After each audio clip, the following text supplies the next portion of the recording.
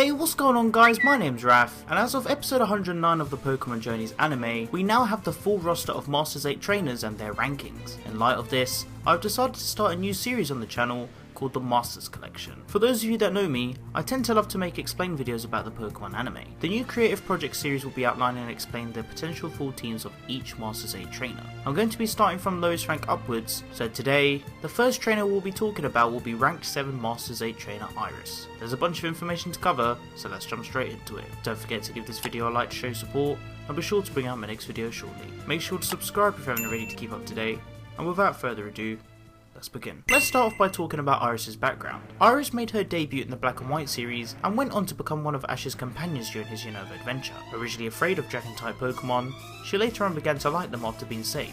After obtaining Axew from the village elder, Iris set out on her own journey to become a Dragon Master. Iris then returned in Journeys as the champion of Unova, confirming her place in the Pokemon World Championships. She also stated that she is working hard at her goal in becoming a Dragon Master, and her Dragon powers since then have developed. It was then confirmed in episode 109 that Iris is ranked 7 in the Masters 8. At the time of this video, Iris has been confirmed to have 5 Pokemon, and for the concept of the Pokemon World Championships, we don't have full confirmation if the battles will consist of a full team of 6 at the time of this video. Seeing as some of the Masters 8 have incomplete teams or minimal Pokemon confirmed, this is where I'll be filling in the gaps with possible options, allowing the form of rotation to be usable, alongside an additional Pokemon known as a wildcard. A wildcard Pokemon can be classed as a Pokemon that is either in the legendary status or has a significant relation to the trainer themselves. The wildcard Pokemon is a Pokemon that can be used in a certain situation temporarily as well, and it can also act as a substitute for a Pokemon that is being used with a specific mechanic, these being Mega Evolution, Z-Moves, Dynamax, and Gigantamax. The wildcard Pokemon itself does not have to have access to any mechanics either, it's just a bonus if it does. Let's start off with the confirmed options. With the confirmation of Axew now fully evolved into Haxorus, this option was one of the wishes that has been ticked off my list. We know that Emolga and Dragonite are still both current members, as they too returned in episode 65.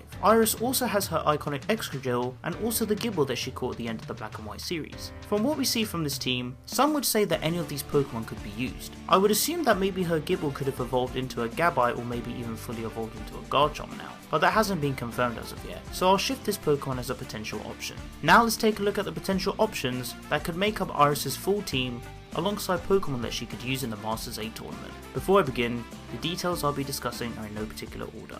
This is just pure speculation.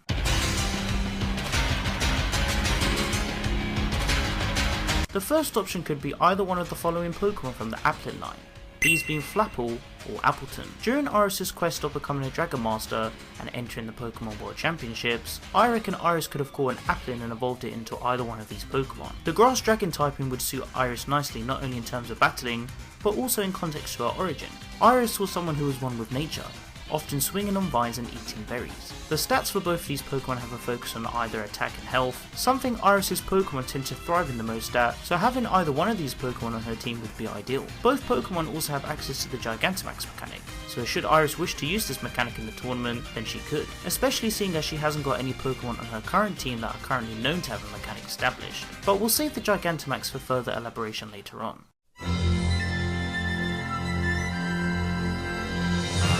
The next two Pokemon I'm pairing together are Salamence and Goodra. Having already owned a few pseudo-legendary Pokemon, there's no denying that the champion of Unova could possibly own a few more, especially the dragons. Salamence is often seen as the more vicious out of the pseudos due to its size complemented by its power. I reckon Iris could have caught a Bagon and evolved it into its final stage. Maybe she helped it in a situation with the use of her dragon powers, allowing it to prosper further. As for Goodra, we might have been actually given an indication that Iris could in fact already own this Pokemon. During the flashback story segment of Drayden explaining to Ash and Gone how Iris became a champion, we saw her Gible accompanied by a Goodra. Whilst it wasn't known if this Pokemon was used for the effect of explanation, or if Iris does in fact now own a Goodra, it too can be a very tactical Pokemon that utilises the weather to assist it greatly, alongside with many powerful enduring attacks. We've seen how powerful Ash and Raihan's Goodras are, so there's no denying that Iris could have owned this Pokemon for herself.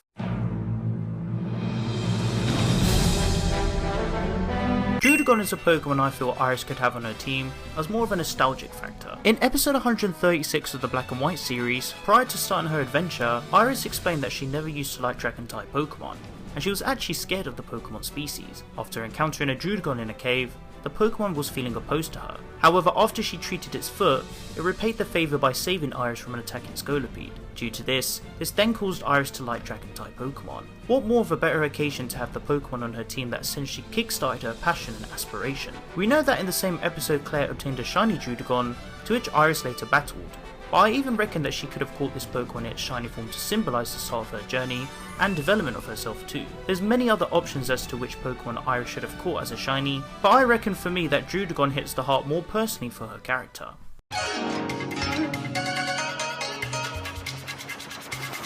Hello there trainers, Kuroblitz here, and now let me explain exactly why Iris deserves a Gigantamax Lapras. For starters, it's a Pokemon that she has in her Black and White 2 champion team. It's a Pokemon that it's a Kanto native, but it's also present in Johto on Fridays and Pokemon Journeys airs on Fridays. It makes sense. There's a connection between, Claire and Lance, which would also make sense. It's an Ice-type Pokemon, so she could overcome her fear of Ice types. And for God's sake, make her be a shiny. Shiny Lapras is purple colored. It fits Iris super well. And if Lance can have a Gyarados and Claire can have a Druddigon, Iris too deserves a shiny Pokemon. And why Gigantamax? Well, we saw Dreadnought, a Centiskorch, and the Colossal during the events of the Darkest Day and the Galar series, but we never saw Nessa, Kabu, or Gordy. And since we never saw Gordy, I highly doubt we are going to see Melanie. So, who better to debut Gigantamax Lapras if not Iris? Lance had a Dynamax band and he Dynamax Gyarados, so maybe Iris will try to Dynamax her Lapras and it will be a surprise factor even for her. Not to mention that we see the move of GMX Resonance,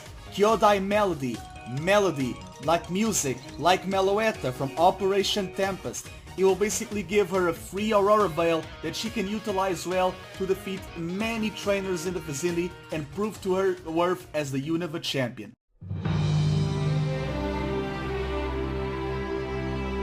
The wildcard entry for Iris' team would be Rayquaza. Not this Rayquaza, in fact, it would be a different one. Some of you are probably confused as to why I'm even considering Rayquaza as an option to begin with. At the end of the Black and White series, Iris was able to display her Dragon Mind reading powers during the battle against Claire. The same day, she gained the trust of her Gible, which then allowed her to see a Rayquaza. Rayquaza is a Pokemon that was worshipped during the ancient times of Hoenn by the Draconoid people after it saved the region. The key detail to note about Rayquaza being a potential wildcard is that it doesn't have to be a Rayquaza that is already known. In the Pokemon world, we've seen species of legendary Pokemon on multiple occasions, despite the Pokemon not capable of breeding. Without getting too deep and technical into it, it seems there can be more than one species of legendary Pokemon that can differ in terms of power and strength. Taking this into consideration, I reckon Iris could either own a Rayquaza of her own that is less powerful compared to the usual, or maybe she could call upon the same Rayquaza she followed at the end of her journey, potentially having a similar concept to how Tapu Koko teamed up with Kukui. Rayquaza was a Pokemon Iris followed, aiming to see where she would end up, and from her own development and motivation, she is still an aspiring Dragon Master, who continuously wishes to learn despite now being the champion of Unova. Like I said, Rayquaza is only a wildcard option, but seeing as many trainers have their own legendary and have teamed up with a legendary Pokemon before, the possibility of it happening again is something to consider, especially seeing as Iris is someone who specialises in the dragon typing, and how legendary Pokemon are seen to have various species that are different in terms of power and strength. So looking at the options, I personally believe that Iris' full team could be Haxorus, Excadrill, Emolga, Garchomp, Dragonite, and Gigantamax Lapras, with Flapple, Appleton, Salamence, Goodra, Druddigon, and Rayquaza as other additional potential options. Now there's no saying that Iris could have owned one or more of these Pokemon in rotation, but by breaking down the logical options with a realistic approach thanks to existing clues and events in the Pokemon anime, it seems like that these options could make up her full team that she could use in the Masters 8. With Iris returning in the Masters 8, the hype of finding out what other Pokemon she has caught across her journey is very high. If this is the case, then I'm sure it would be exciting to find out what other Pokemon she owns in her team. Stay tuned for the next installment of the Masters Collection, in which we'll be explaining what Alon's full Masters 8 Pokemon team could be in the Masters 8 tournament. Also, huge thank you to the bro Kuroblitz for making a guest appearance today on today's video. Be sure to subscribe to Kuro for outstanding Pokemon anime content and big brain theories. But why not let me know what you think Iris' full team would be in the comment section down below. If you guys would like to interact with me, then be sure to follow me on Twitter and join the Team Pokécraft Discord server to discuss all things Pokemon. You can find the rest of my social networks on screen and in the description below. If you enjoyed the video, then be sure to leave it a like, as your support is greatly appreciated. Don't forget to share the video with your friends. Finally, make sure to subscribe to keep up to date with my videos and click on the little bell to enable notifications so you guys get notified when I upload a new video. I hope you guys enjoyed this video, and be sure to stick around for more Pokemon content. Thank you so much for watching, and I'll catch you guys in the next one. Peace.